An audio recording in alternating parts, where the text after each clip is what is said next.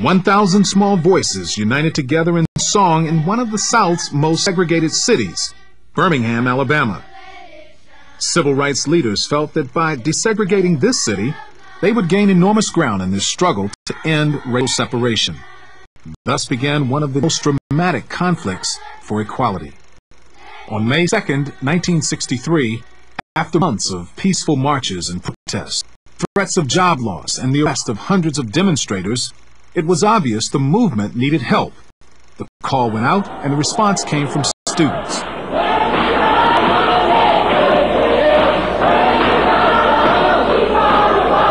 Their message was delivered in peace. The reply came with force.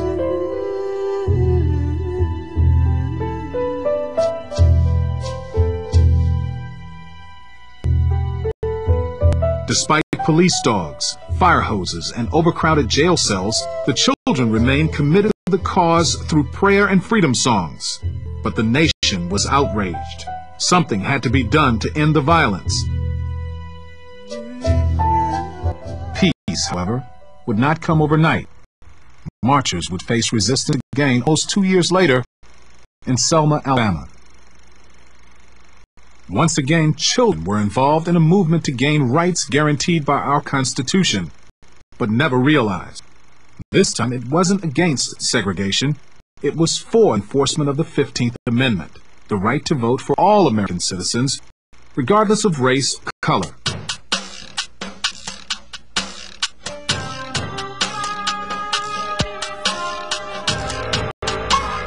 Sunday, March 7, 1965 started out as a peaceful day with a march from Selma to Montgomery.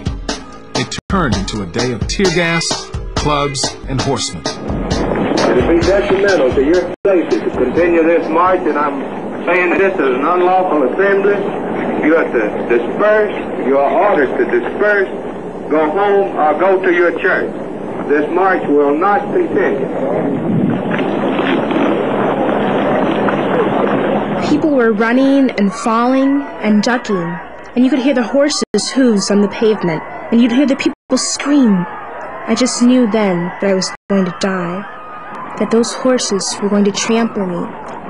So I kind of knelt down and held my hands and my arms up over my head, and I must have been screaming. Cheyenne Webb, just 8 years old at the time of the attack, was among the youngest demonstrators to march on the day that became known as Bloody Sunday. This event, like many others in civil rights history, had a positive outcome in the struggle against injustice. The conscience of the nation was moved. Change was demanded.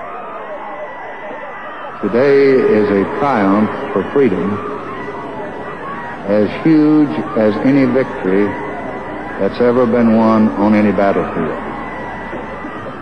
And today, we strike away the last major shackle of those fierce and ancient bonds. Motivated by Bloody Sunday, President Johnson signed the Voting Rights Act on August 6, 1965. This broke the last legal chain keeping black Americans from equality.